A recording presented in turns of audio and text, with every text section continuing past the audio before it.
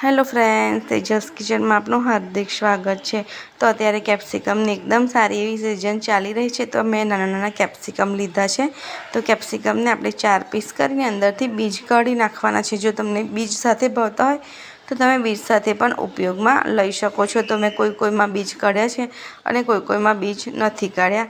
તો હવે તેના માટે આપણે એક મસાલો રેડી કરીશું। તો તેના માટે સિંગદાણા 2 થી 3 ચમચી જેટલા જ લસણ અને 1 ઇંચ જેટલો આદુનો ટુકડો, ખાંડ 3 ચમચી જેટલું બેસન અને રૂટીન મસાલા, મરચું સ્વાદ અનુસાર મીઠું, મરચું પાવડર, હળદર પાવડર, ધાણા જીરું પાવડર એડ કરી શકો છો। તમે ચાહો તો ખાટો મીઠો ટેસ્ટ ભાવતો હોય તો આમચૂર પાવડર પણ એડ કરી શકો છો અને ગરમ મસાલો પણ એડ કરી શકો છો। તો સ્વાદ અનુસાર જીરું એડ કરી એક પેસ્ટ બનાવી લઈશું। પેસ્ટ બનીને રેડી થઈ ગઈ છે, તો તેમાં 1 ચમચી જેટલું ઓઇલ એડ કરીને સારી રીતે એને મિક્સ કરી લઈશું।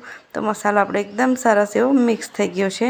તો હવે મરચાંમાં ભરી લઈશું। તો મરચાંને આપણે એકદમ દાબીને નથી ભરવાના, થોડા હળવો મસાલો ભરવાનો છે, જેથી કરીને ચડતા બેસનને બધું મસ્ત બેસન ફૂલશે શેકાઈને, એટલે એકદમ સરખી રીતે મસાલો આવી જશે। તો આ રીતે તમે મસાલો ભરીને બધા મરચાં આપણે રેડી કરી લેવાના છે। તો આ મરચાંનું શાક એકદમ સરસ લાગે છે। તો મરચાં ભરાઈને રેડી થઈ ગયા છે। તો અહીં મેં એક કઢાઈમાં ઓઇલ એડ કર્યું છે અને એમાં મેં મરચાં મૂકવાના છે। આપણે કોઈ જ વઘાર કે કંઈ જ એડ કરવાનું નથી અને થોડી ચપટી જેટલી હળદર એડ કરીશું, જેથી કરીને મરચાંનો કલર એકદમ સરસ આવે। તો મરચાંને હલાવતા જઈને શેકી લેવાના છે। તો જોઈ શકો છો આપણા મરચાં ચડી ગયા છે અને મેં લાસ્ટમાં બચ્યો હતો એ મસાલો પણ એડ કરી દીધો છે। તો મરચાં ખાવા માટે રેડી